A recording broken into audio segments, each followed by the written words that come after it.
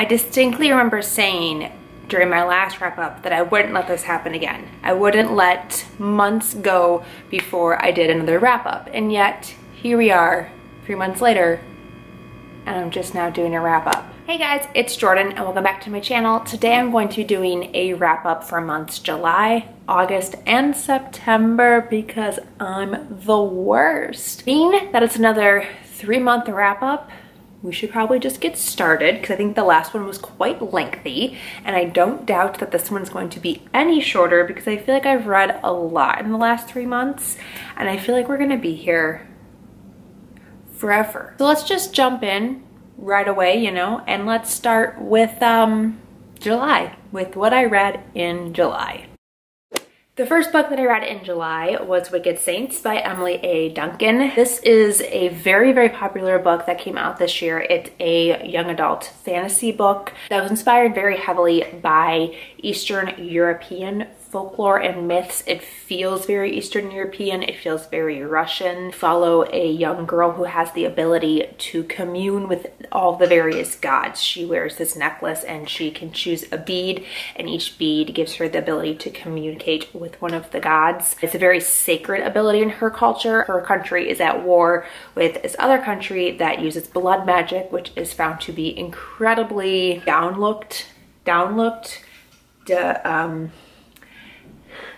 shit on. What am I trying to say? It's not frowned upon. It's very frowned upon. These two countries are at war and our two main characters are kind of caught in the middle. I remember reading it and it feeling very much like inspired by Leigh Bardugo and by the Grishaverse. Just like a much darker, much more brutal, and much bloodier version. And I did really enjoy this book. However, I do remember it being quite slow. I feel like it took a really long time to get into the meat of the book, to get into like the story and the groove of it. Towards the end, I was enjoying it much more. I really liked the main characters and like the dynamic between them because it's like a villain hero dynamic, and I really like when a villain or a hero is tempted kind of by the other side, you know, tempted to go light or go dark. You know, I like that whole dichotomy and push and pull, and it definitely was in this book. And I'm really excited to read the sequel and see what happens with the rest of this world and between these two main characters, and I ended up giving this one a 3.5 out of 5 stars. The next book that I read in July was Aurora Rising by Amy Kaufman and Jay Kristoff. They are also the authors of the Illuminae Files, and this is their new series that they're doing together. This one is not in mixed media format. This one is totally regular text style. I listened to this one on audiobook and I really enjoyed it that way. I thought that the 6 main characters are really well like expressed in audiobook. I really liked in audiobook, in like verbiage, in words, in listening capacity, that felt they just came to life. They jumped right off the page. I enjoyed it and it was fine, but it hasn't really stuck with me plot-wise. Like I remember the ending of this book. And the ending of this book reminded me a lot of this movie Annihilation that I had like just watched as I was reading this. And I was very put off by Annihilation. I was not a fan, and so the fact that the ending of this kind of reminded me of Annihilation, I don't know if that's a spoiler. It's probably a spoiler, but so that's why the ending has stuck so clearly in my mind. Aurora is this main character who was in stasis mode on a ship, kind of like in Passengers, traveling from one place to another, and she is awoken or found by another one of the main characters, and she's been in stasis for like 200 years.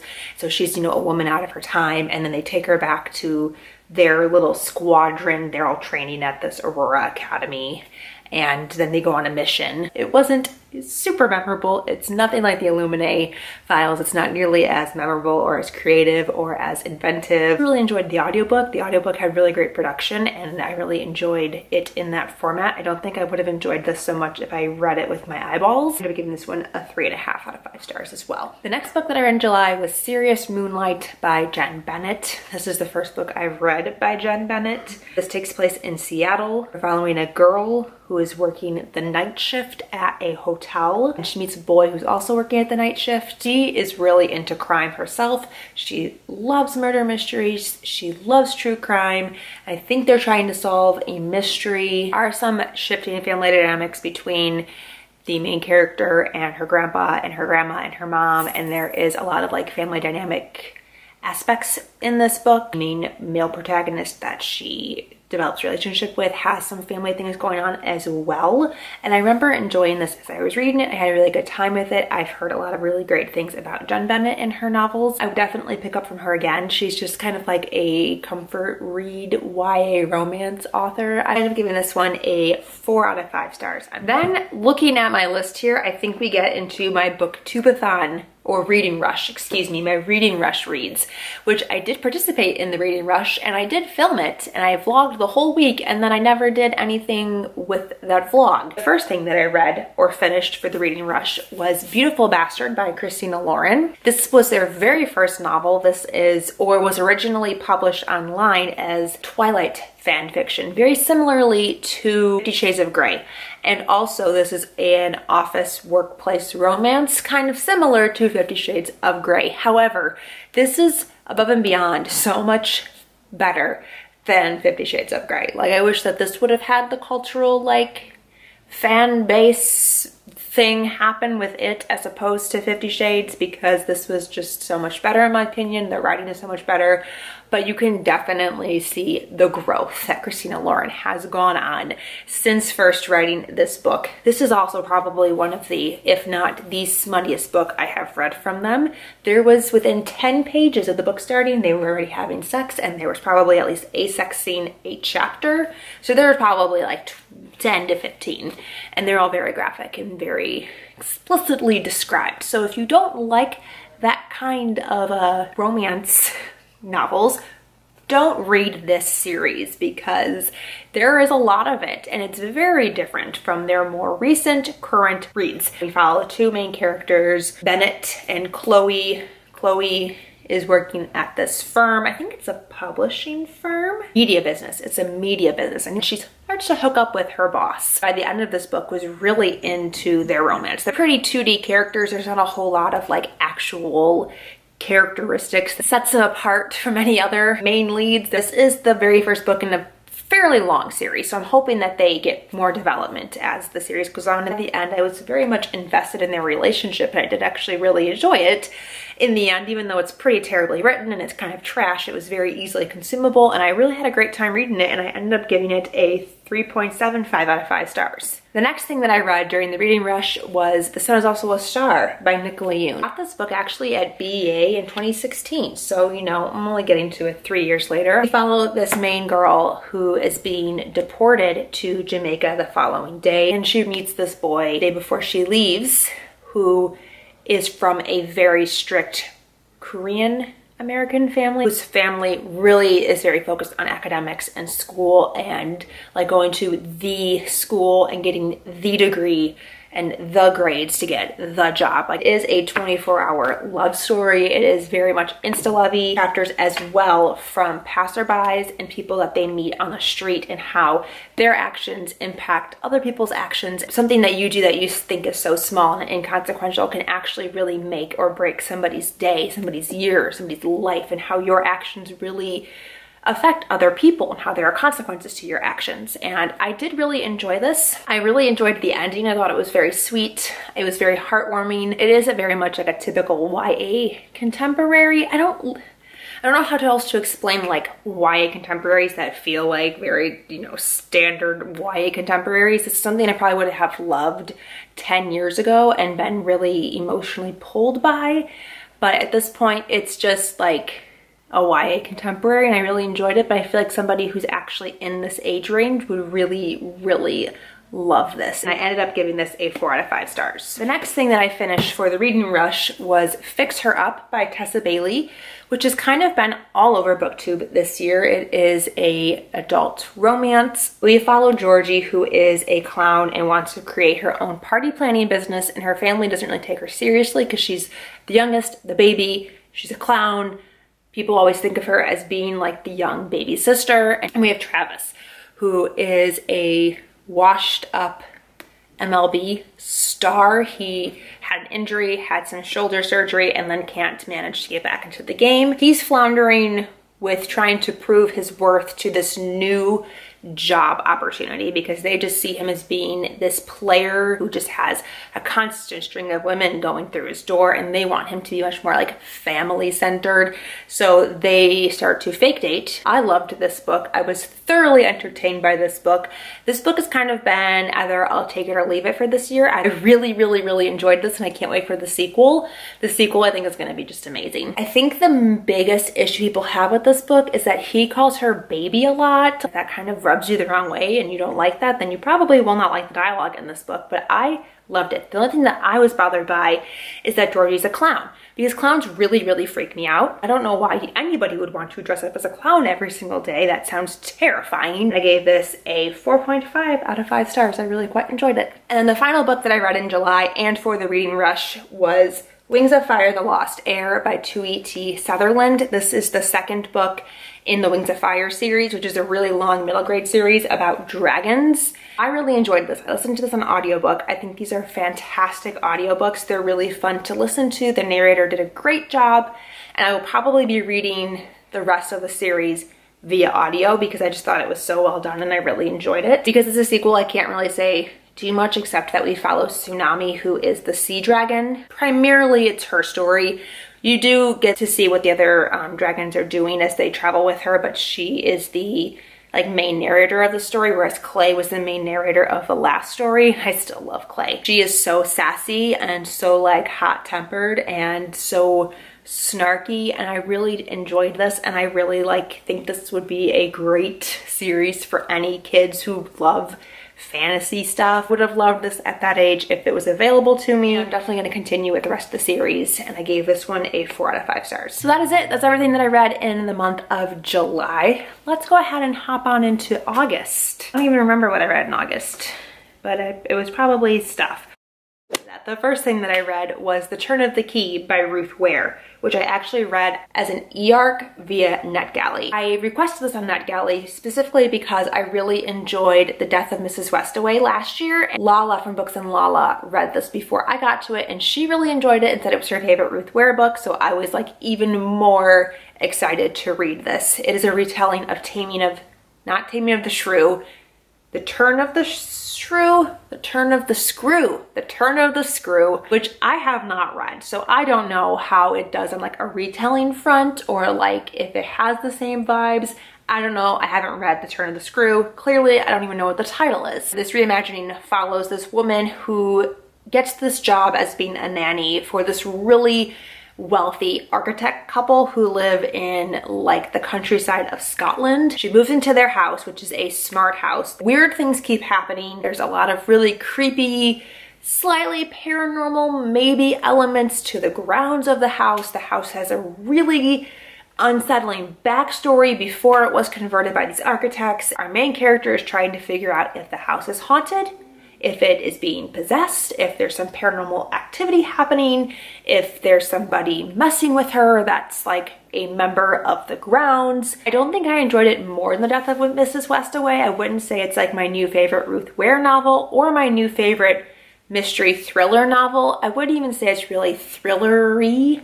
It's much more mystery, atmospheric, unsettling than anything else. Kind of reminded me of Smart House from the Disney Channel, which is one of my favorite movies as a kid. Very underwhelmed by the ending of this book. I did not like how the ending came about, and that kind of ruined the rest of the story for me because I was wow, that was kind of a really big cop-out. In the end, I ended up giving this one a 4 out of 5 stars. The next book that I read was Wild Card by Marie Lu, which is the concluding novel to the Warcross duology. I don't remember much of anything that happens in this book. I do remember though that it was a letdown in comparison to Warcross. I really quite enjoyed Warcross, and I remember a lot of people saying when this came out last year that it wasn't as fulfilling or as good, and I would definitely agree. I don't really remember a lot of things that happen in Wildcard.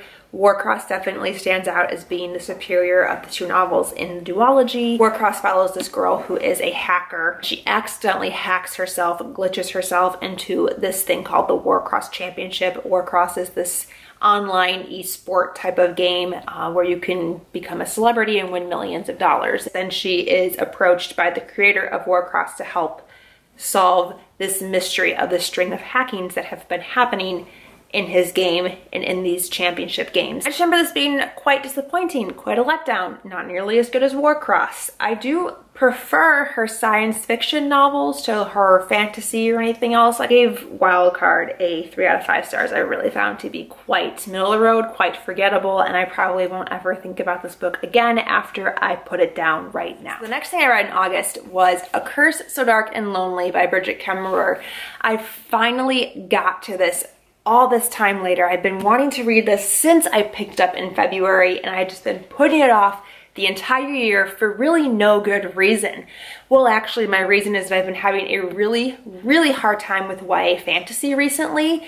None of it has really moved me in the way that it has in the past. I haven't been enjoying really anything that I've read. It all feels very generic, and this, I loved this so much. This is a Beauty and the Beast retelling. It is also urban fantasy, so we follow a girl, Harper, from our world who accidentally gets kidnapped and swept up into this fantastical parallel universe. She could possibly be the key to breaking the curse, similar to Beauty and the Beast. However, she really has no interest whatsoever in being involved in this and does not attempt at all to make any kind of friendship with the prince. And this is the prince's last chance to break the curse. He's been trying to break the curse for like 300 years. And it just keeps repeating itself over and over and over again. And then the woman who cursed him tells him, this is your last chance. You are dying at the end of this cycle. And I loved it so much. I loved Harper. Harper has cerebral palsy.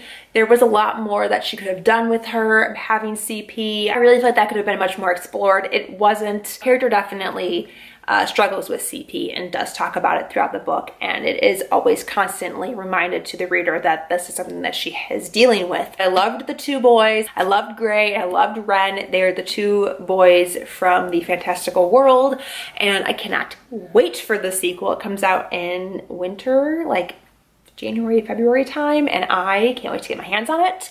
I absolutely loved this book. It's one of the few books this year that I felt like a really strong pull to. I actually haven't felt this enamored with a book in a really long time. I've just loved it so much. I'm gonna say it, Throne of Glass style YA fantasy, and you want some of that in your life.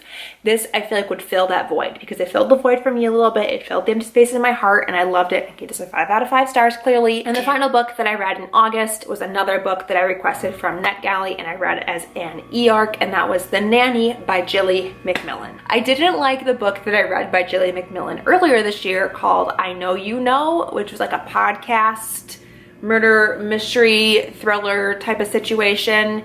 I listened to that one in an audiobook, and I was pretty lukewarm about it, and I thought I'd give her another chance and read this one. Nanny seems to be a pretty popular thing in murder mystery this year, and I did not like this book either. I don't even remember what this book is about, to be quite honest. There is a nanny, but I don't remember anything beyond that. I don't remember the plotline for this book at all. It was so underwhelming, so mediocre. I was not at all enthralled by this. I actually can't remember if things that I'm remembering are from this or Turn of the Key, because they had a lot of really similar elements to them, and I read them too close together. In all regards to The Nanny, I will not be reading anything else by Jilly McMillan. I did not like this. I do not like her writing style. I do not like how she reveals her plot points or how she structures murder mystery novels. They're just not for me. It's not to my style. I feel like she reveals weird things and keeps other things that should be revealed hidden from the reader, and she like reveals them in a weird pacing and like in a weird way, and I won't be reading anything else by her because I don't even remember what this book is about. Give it a 2.5 out of 5 stars, which probably is a little too generous. All right, let's get into what I read in the month of August. September. The first thing that I read in September was Frankly in Love by David Yoon, which I read as an ARC that was sent to me from Penguin Teen, so thank you, Penguin Teen. This is following a Korean-American teenage boy who is struggling with being Korean American. He doesn't feel like he fits in with the Korean community or with the American community, and he's somewhere in limbo, even though he has grown up here his entire life. He was born here. He doesn't feel American enough or Korean enough. That is really at the heart of this book what it's about. It is about this boy coming to terms with who he is as a person, with being somebody living in America with a cultural tie to a different country, whose parents came from a different country, and how you integrate into American teenage culture, but also fulfilling the dreams of your parents from their homeland. And there are other plot lines, like he does fall in love with this American girl and his parents do not want him to date a white girl, so they devise a plan, he and another Korean American girl, to fake date, to allow them to go out with their actual partners who are not Korean like their parents want them to be. But then over the course of this fake dating, they realize that maybe dating someone who is Korean is not actually as bad as they think it is, and maybe it means something different than what they've always thought it meant. There's a whole slew of other things that happen in this book. This book is long. There are so many things that happen in this book. I really did feel like it was oversaturated with shocking plot points. There are so many things that happen. So many things that don't really even pertain to like what the center of the novel was about, which is Frank coming to terms with what it means to be Korean American and how he feels comfortable in his own skin. Someone who is in Frank's position as a teen would read this book and feel so seen. I really think this could reach to a lot of kids right now. It definitely resonates with like a teenage audience. This is also something that I feel like a lot of fans of John Green would really, really like. This reads a lot like a John Green book. I myself do not personally love John Green books or his writing style or how he writes his characters, so I did not really connect with this. For that reason, I didn't really quite enjoy this as much as I was hoping to. The whole time I was reading this, I'm like, is this a John Green book? Because it feels like a John Green book. I really feel like I would have loved this 10 years ago and giving this a 3 out of 5 stars. The next 3 things that I read were all romance novellas that are from the same series, that are very like formulaic, so they kind of all are one in my mind. I want to talk about them as a group of one. So that would be Only for a Night, Only for Your Touch, and Only for You by Naima Simone. We follow these 3 boys, men, these 3 definitely men, who are ex-members of the Irish mob in Boston. They start a sex club. Above the club is something called The Loft, which allows you to explore all of your wildest sexual desires as long as they are within legal limits. Following them as they court and introduce a woman to this lifestyle of theirs. And I really freaking enjoyed these books. Yes, they are extremely formulaic. The first, second, and third book are basically the same thing repeated over again, just with different characters, but I loved all of the characters so much, and they're all just so different, and all the relationships were so different, but then yet they were like the same. Very impressed by these. I haven't ever read like a romance novella before, and I didn't really know how I would feel about like the shorter fiction style of it, and I actually really liked it. I felt these were the perfect length. Like, yes, I would have liked full-length novels. Yes, I would love more from these characters because I just loved them so much. I loved the characters so much.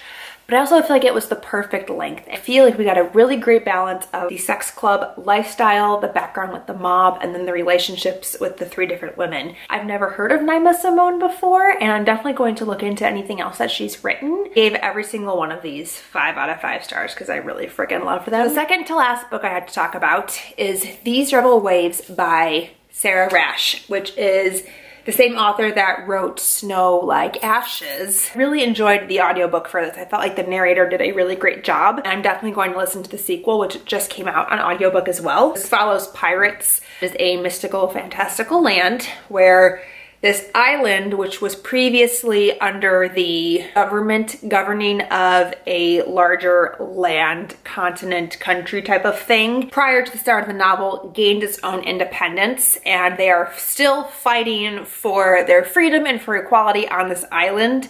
And there are different pirate syndicates that are working together, and we're following an unaligned raider. He doesn't belong to any syndicate. We're also following the daughter of revolutionaries from the war that happened prior to the start of the book, and we're also following the son of the king of the main land country that previously ruled the island. He is a heretic. He believes in the usage of plant magic, whereas his religion and country find it to be an abomination. We are following these three characters as they move like politically through the world and through the government and stuff. It's very political based. It does have plant magic, which is super interesting and different from anything else I've read before.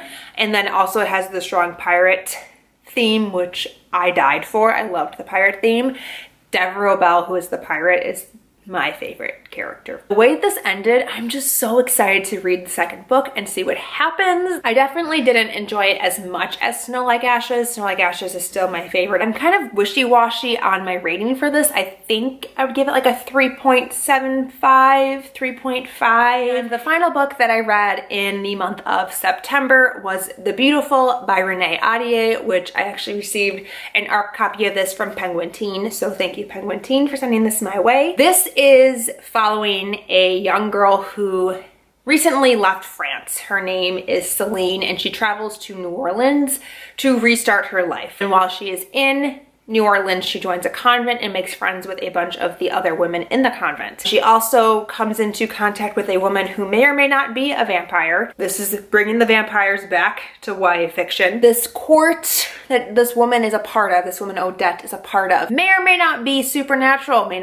or not be vampiric, may or may not be fairies. The book doesn't really tell you or delve into it. You're not really sure. There's a lot of mystery surrounding the folklore and the even species of these people. That was one of my biggest gripes with this book, is that this is marketed as being what's to bring the vampires back to YA, and they don't say the word vampire in this book until like literally the last 50 pages. I have a very like love-hate relationship with this book. I don't know what to rate it. I really wanted it to be the originals. The originals takes place in New Orleans. It follows werewolves, vampires, witches, all matters of supernatural entities like that. It is a spin-off of The Vampire Diaries, which was my teenage, college, like epitome of fandom. I'm rewatching The Vampire Diaries right now, actually, because of this book. It didn't quite give me what I wanted. There wasn't enough vampires in it at all. Also, like, nothing happens for 400 pages.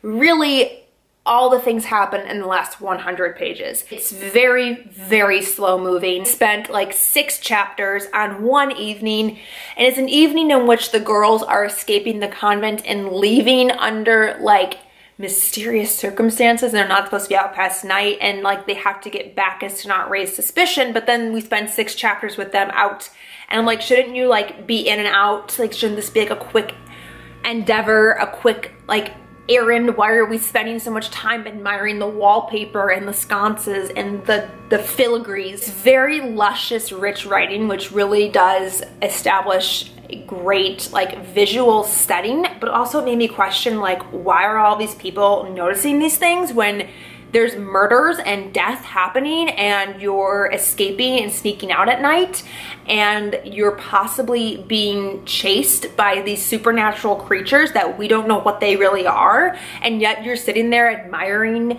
the filigree and the wallpaper. Tone of the writing style and like what was happening didn't really mesh. It didn't make sense. There are people trying to kill you. Why are we staring at the architecture in the cemetery? Last 50 pages were absolutely enthralling. First 350 pages, 400 pages to get there just really move very slowly. You spend a lot of the book being like an outsider to the world and like still attending their events and their soirees and like being their friends, but not actually learning anything about them or anything about their culture, or anything about how they operate, or the different like intertwining politics within the vampire world, which there are always politics in the vampire world. And you don't learn any of that until like the last 100 pages. And so I just feel like all those things should have been introduced so much earlier in the book. We could have probably cut this book in half. I feel like a lot of people are DNFing it because it's just so slow and they don't want to hold out for the last 50 pages, which I get. I feel like if you're gonna market this as being what brings vampires back to YA, then you need to say the word vampire earlier in the book, and you need to introduce their culture and their customs and their politics earlier. I don't really know what I want to rate it, so it's just like undecided as of right now. So that is it. Those are all of the books that I read over the summer in the months of July, August, and September. If you have read any of these books, please tell me in the comments down below what you thought of them, if you enjoyed them, or if you are now excited to read anything that I've talked about. I would love to know. Chat with me in the comments. So thank you guys so much for watching. Until next time, I will talk to you very soon. Bye!